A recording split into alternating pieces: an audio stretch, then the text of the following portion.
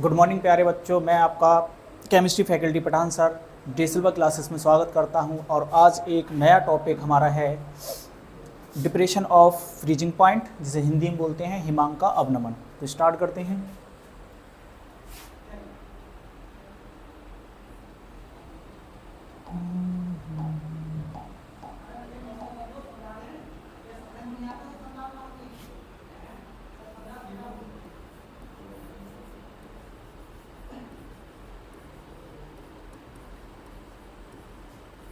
Depression of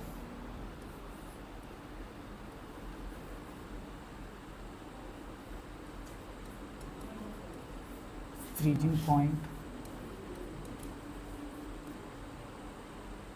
Hindi में बोलते हैं हिमांक का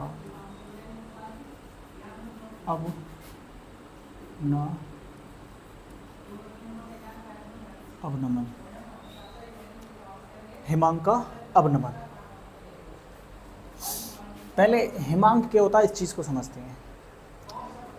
यानी जिस ताप पर द्रव और ठोस प्रवस्थाएं क्या आ जाएं, एक साथ समान अवस्था में आ जाएं। क्या आ जाएं? एक साथ साम्य अवस्था में आ जाएं। तो जिस ताप पर वो साम्य अवस्था में आ रही हैं उस ही ताप को हम क्या बोलते हैं? फ्रीजिंग पॉइंट, यानी कि हिमांक बोलते हैं उसको। ठीक है, यानी कि हमारी एक है द्रव अवस्था जिसे हम बोलेंगे लिक्विड फेस,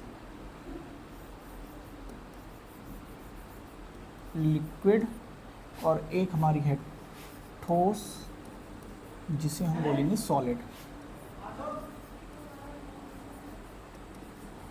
और ये दोनों फेस किस में आ जाएं?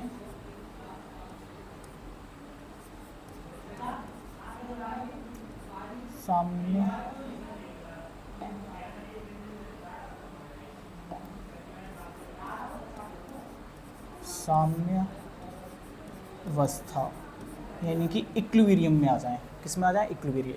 यानी जितनी स्पीड से द्रव से ये सॉलिड हो रहा है उतनी ही स्पीड से ये ठोस से क्या बन रहे हो? लिक्विड। जब दोनों यानी कि गतियां क्या हो जाएं? समान हो जाएं, जिसे हम बोलेंगे अग्रभिक्रिया दर और पश्चाभिक्रिया दर, यानी आगे की दिशा में और पीछे की दिशा में, यानी बैकवर्ड और फॉरवर्ड। जब रेट समान हो जाते हैं, इक्वल हो जाते हैं, तो इस अवस्था को हम साम्यावस्था बोलते हैं। यानी और ये जो होगा, ये जो अवस्था है वो एक टेम्परेचर होगी, क्या होगी? ताप पर होगी। और इस ताप को हम क्या बोलेंगे? इस टेम्परेचर को हम बोलेंगे, ये जो साम्य अवस्था होगी वो इस ताप पर होगी। इस ताप को ही हम क्या बोलेंगे? Freezing point. Freezing point. Freezing point मतलब हिमांक बोलेंगे इसे। हिमांक का मतलब होता है जमना, जमना। ठीक है, हिमांक का मतलब क्या होता है? जमना। जैसे हम पानी को जमाते हैं फ्रिज में, तो पानी जम के क्या बना लेता है? बर्फ बना लेता है। बर्फ क्या होता है? ठोस। पानी क्या होता है? लिक्विड। ठीक है, तो इसे हम आगे अब हम समझेंगे। जो हमने हेडिंग लिखा था, हेडिंग हमारा था डिप्रेशन ऑफ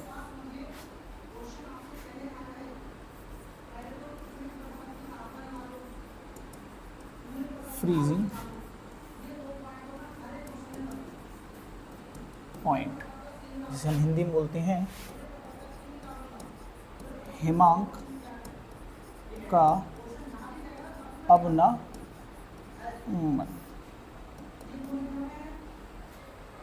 हिमांक का अवनमन समझते हैं इसे। हिमांक का अवनमन।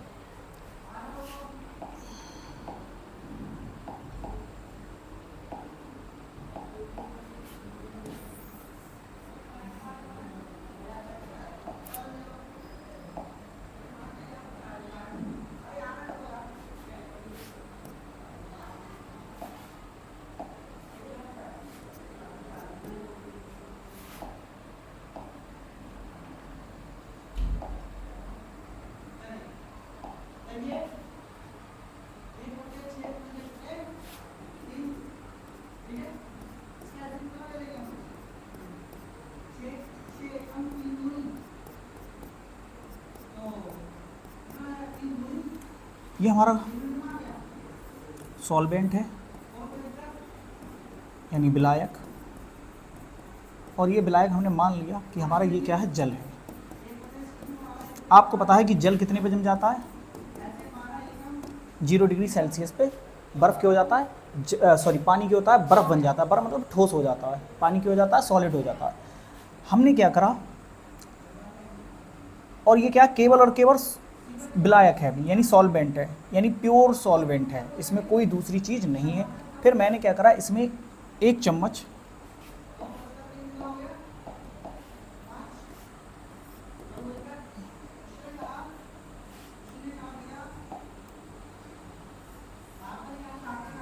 चम्मच इसमें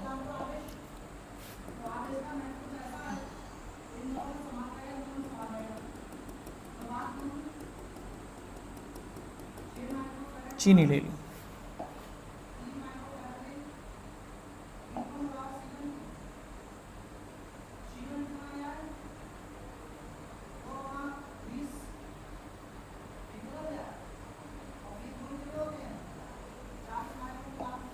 क्या ले ली, चीनी। और इस चीनी को मैंने इसमें डाल दिया।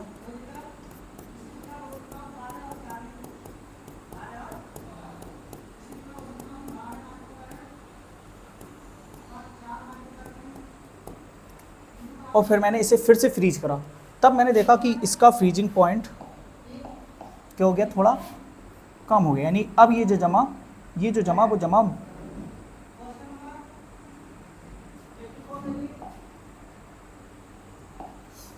1 डिग्री सेल्सियस पर जमा।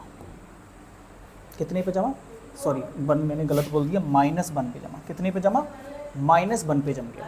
कितने पे जम गया, -1 डिग्री सेल्सियस पे। तो इसमें कितने की कमी आई, यानी इसके फ्रीजिंग पॉइंट में जो डिफ्रेशन हो रहा है वो कितने को हो रहा है, -1 का। यानी कि जो हिमांक में कमी हुई है वो कितनी की हुई है, 1 की कमी हो गई।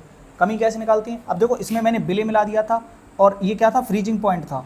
ये क्या था, फ्रीजिंग पॉइंट। कौन सी स्टेट में, शुद्ध अवस्था में। ये भी फ्रीजिंग पॉइंट है, लेकिन प्योर स्टेट में नहीं है, इसके ऊपर इसलिए नॉट नहीं लगाया, ठीक है। तो अगर मैं डिफरेंस निकालूंगा तो कैसे निकालूंगा, आपको पता है कि ज़्यादा वाले में से कम वाले को घटा दो।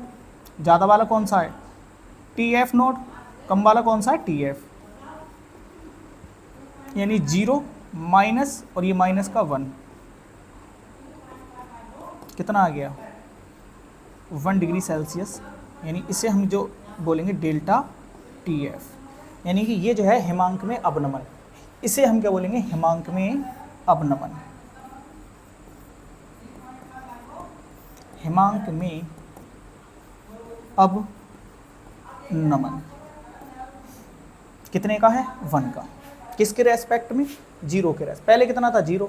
अगर मान लो मैं इसमें 1 चम्मच और मिला दूं तो हो सकता है कि अब जो आए वो ये TF जो आए वो हो जाए -2 डिग्री सेल्सियस।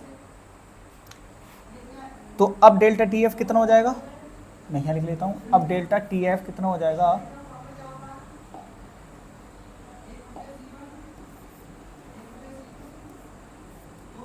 कितना हो गया, 2 आ जाएगा। मैंने 1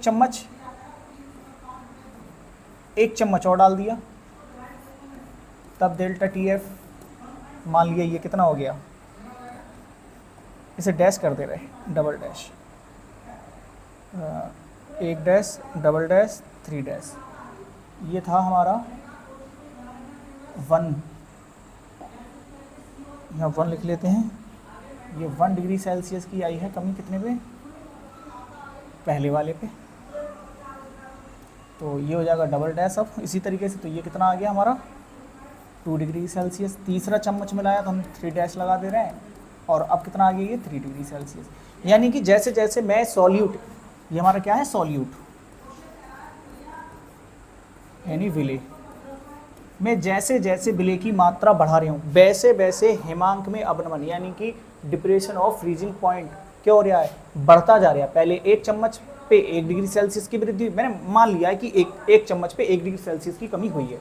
दूसरा चम्मच डाला तो 2 की हो गई, तीसरा चम्मच डाला तो 3 की हो गई। इसी तरीके से जैसे जैसे मैं सॉल्यूट की मात्रा बढ़ाता जाऊँगा वैसे वैसे फ्रीजिंग पॉइंट भी क्या होगा, बढ़ता जाएगा। यानी कि जो हिमांक में अवनमन में जो कमी है, आपका अवनमन का मतलब कमी, हिमांक में कमी, हिमांक में जो कमी है वो क्या हो रही है, बढ़ती जा रही है। कब, जब हम विले की मात्रा यानी सॉल्यूट की मात्रा हम इंक्रीज कर रहे हैं यानी बढ़ा रहे हैं, ठीक है। तो हमें एक चीज़ पता चल गई, ये पता चल गया कि जो डेल्टा टी एफ है वो डायरेक्टली प्रोपोर्शनल है किसके, सॉल्यूट की मात्रा। अब सॉल्यूट की मात्रा को हम क्या मान ले रहे हैं, मोललता से निकाल ले रहे हैं। मोललता तो हम सीधा सीधा ये बोलते हैं कि ये इसकी किसके समानुपाती है, मोललता के। किसके समानुपाती है, मोललता के। एक चीज़ और, अगर हमें इसकी डेफिनेशन लिखनी है तो क्या बोलेंगे, विलायक तथा विलयन के हिमांकों का अंतर हिमांक में अवनमन कहलाता है। आप लोग ये भी जानते हैं कि भैया जो m है वो क्या होता है, मोललता, WB बटे MB गुणा 1000 बटे WA ये होता है। तो मैं यहाँ ऐसे लिख सकता हूँ डेल्टा TF बराबर KF इंटू M। तो KF बराबर हमारा क्या हो जाए, डेल्टा, अभी नहीं, इसे बाद में देखते हैं इसका मात्रक को, पहले हम फॉर्मूला कंप्लीट करते हैं। डेल्टा TF बराबर क्या हो जाएगा, KF, M की जगह हम क्या लिख देंगे, WB बटे MB। एक मिनट,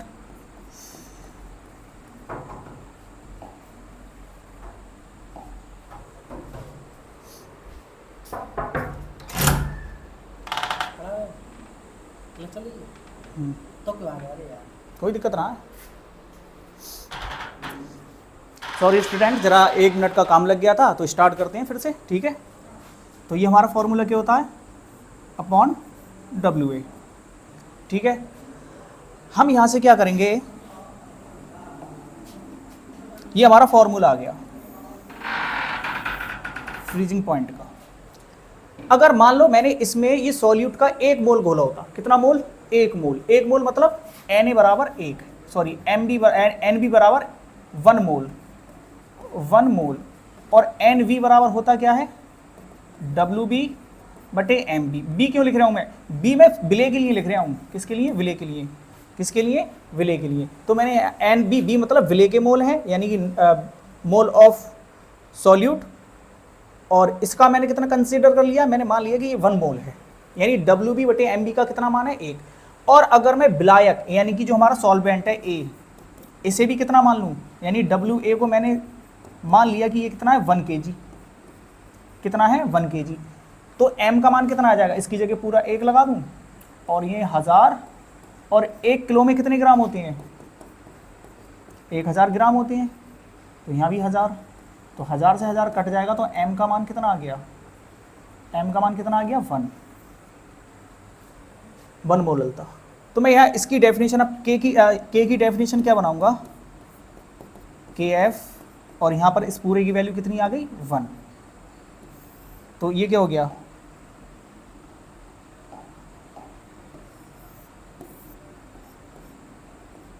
डेल्टा TF किसके बराबर हो गया, KF के। तो डेफिनेशन क्या बनेगी, किसी अबाष्पशील पदार्थ का 1 मोल, किसी अबाष्पशील पदार्थ का 1 मोल विलायक के 1 किलोग्राम में घुलने पर, विलायक के 1 किलोग्राम में घुलने पर हिमांक में जो अवनमन आता है उसे मोलल अवनमन स्थिरांक कहते हैं, उसे मोलल अवनमन स्थिरांक कहते हैं। मोलल अवनमन स्थिरांक को हम कैसे लिखते हैं, KF से, ठीक है।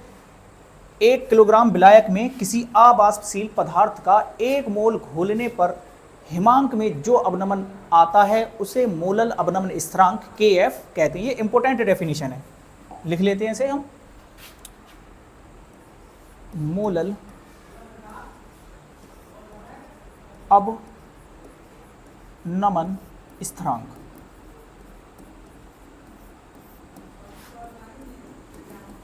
मोलल अवनमन स्थिरांक, इसे हम क्या बोलेंगे, 1 किलोग्राम, या ऐसे लिख दें 1000 ग्राम। 1 किलोग्राम विलायक में, विलायक मतलब सॉल्वेंट, 1 kg सॉल्वेंट में किसी अबाष्पशील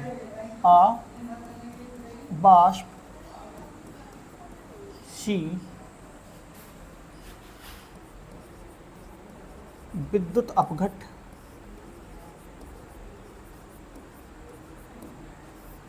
अबाष्पशील विद्युत अपघट्ट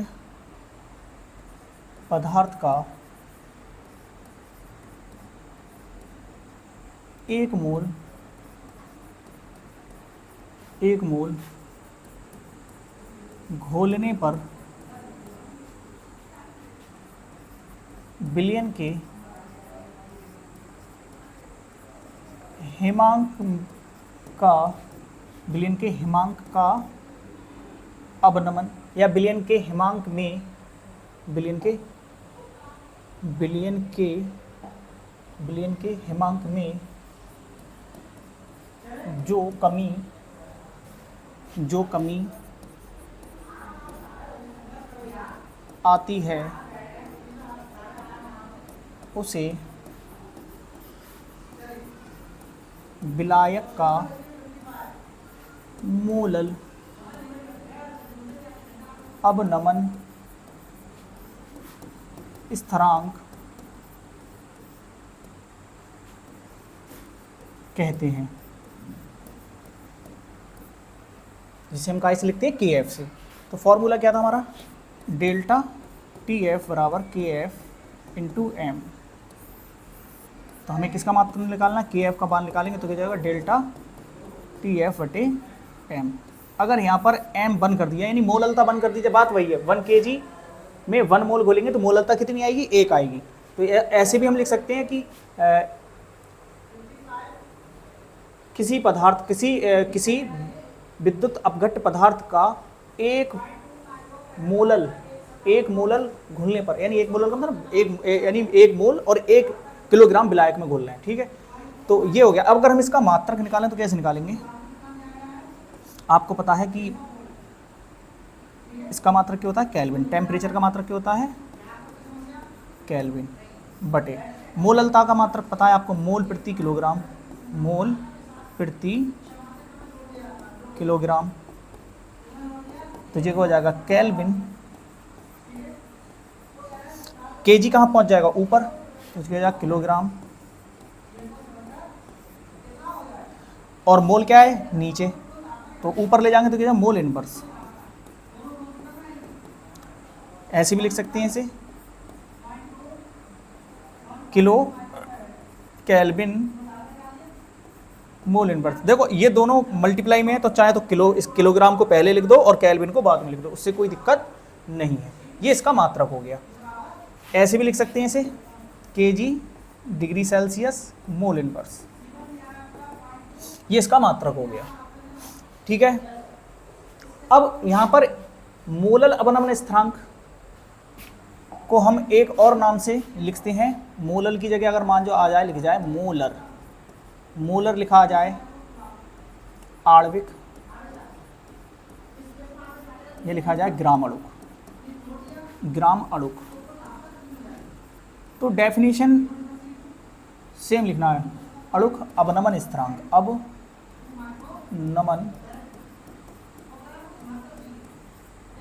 स्थिरांक KF।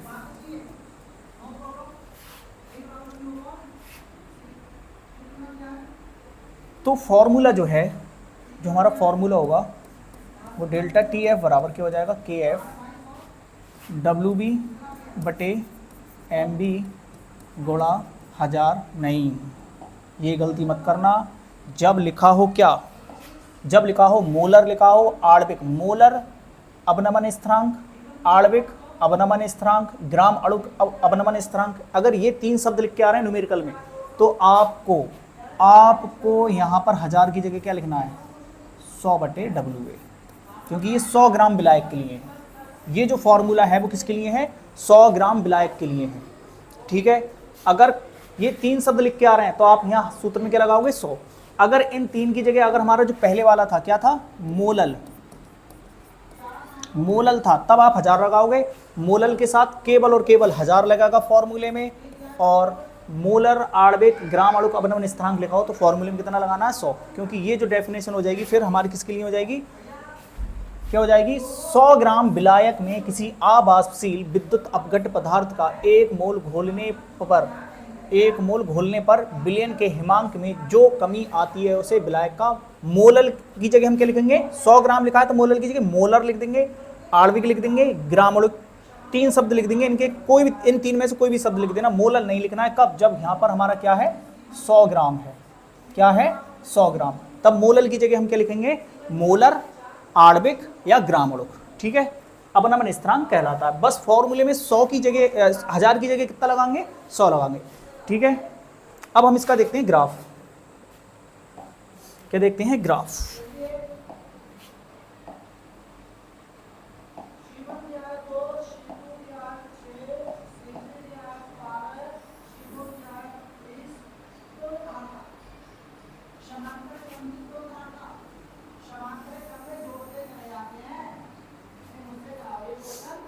ठीक है,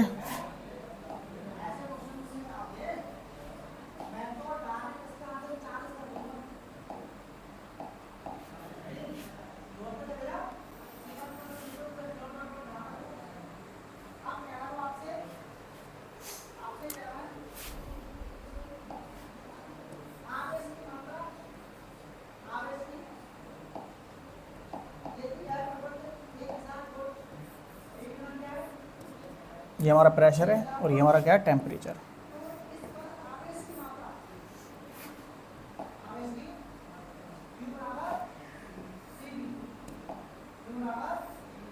ये हमारा टेम्परेचर है। शुद्ध अवस्था में हमने मान लिया कि हमारा यहाँ पर ये विलायक है और यहाँ पर इसका जो वाष्प दाब है वो ये है, ठीक है। और ये जो क्या है इसका, एक मिनट, हम किसके लिए पढ़ रहे हैं, हिमांक के लिए पढ़ रहे हैं। तो मान लिया कि हमारा भैया यहाँ कोई ये सॉल्वेंट है, ज़्यादा ही दूर हो गया,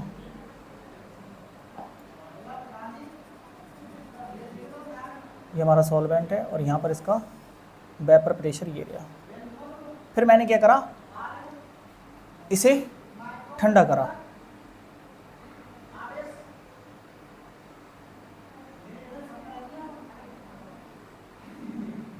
एक मिनट गड़बड़,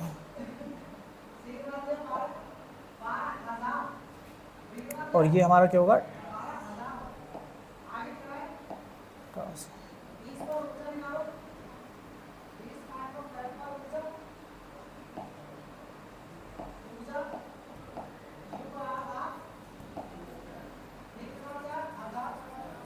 ये हमारा विलायक है और इसका ये वेपर प्रेशर है और ये हमारा टेम्परेचर है। मान ले रहे हैं कि हमारी ये टेम्परेचर 30 डिग्री सेल्सियस है।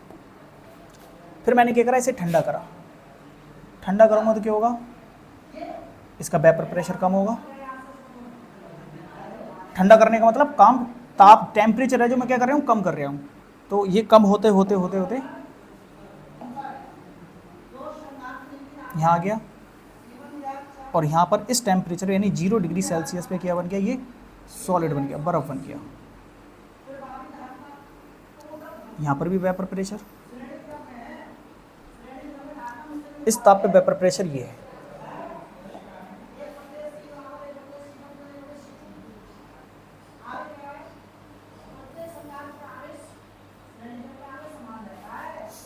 ये किसका था, विलायक।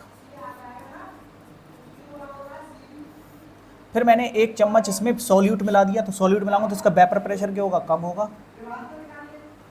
फिर ये इसका भी मैंने क्या करा, टेम्परेचर इसे फ्रीज करा। फ्रीज करने पर ये धीरे धीरे धीरे धीरे धीरे धीरे गिरा और इसका कहाँ पर आ गया, यहाँ पर आ गया, ये जम गया। इस पॉइंट पर आकर जम गया और फिर मैंने देखा कि ये टेम्परेचर कितना है, -1 डिग्री सेल्सियस। कितने पे जमा, -1 पे, ठीक है। ये किसके लिए है, सॉल्यूशन, सॉल्यूशन।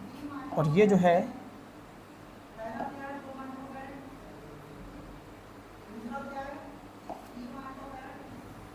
सॉल्वेंट।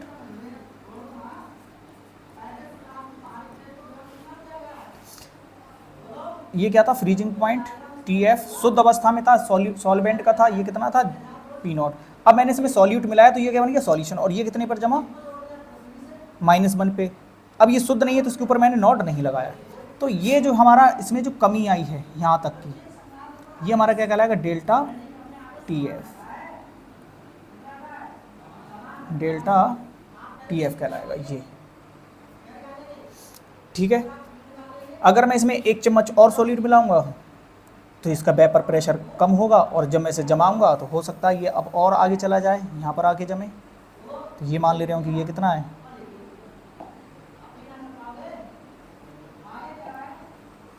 ये हमारा टी एफ था जो कितना था -1, ये कितना हो जाएगा हमारा -2। ठीक है, तो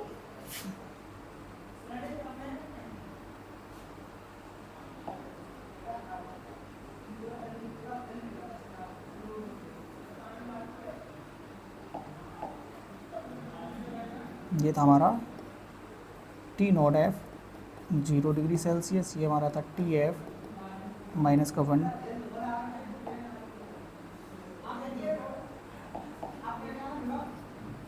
टी एफ -1 डिग्री सेल्सियस, और ये हमारा टी एफ -2 डिग्री सेल्सियस। तो जैसे जैसे मैं, ये हमारा सॉल्वेंट है, ये हमारा सॉल्यूशन 1 है, ये हमारा सॉल्यूशन 2 है, यानी इसमें 1 चम्मच और बढ़ा दिया मैंने, तो इसका जो फ्रीजिंग पॉइंट है वो क्या होता है, कम होता जा रहा है, यानी इसमें कमी आती जा रही है। और यही कमी क्या है, हमारा हिमांक का अवनमन, यानी कि डिप्रेशन ऑफ फ्रीजिंग पॉइंट। ठीक है, तो आज के लिए हम इतना ही रखते हैं, और कल हम एक नई क्लास के साथ मिलेंगे जो उसमें हम पढ़ेंगे ऑस्मोसिस यानी परासरण दाब। आज के लिए इतना ही। जय हिंद, जय भारत, धन्यवाद।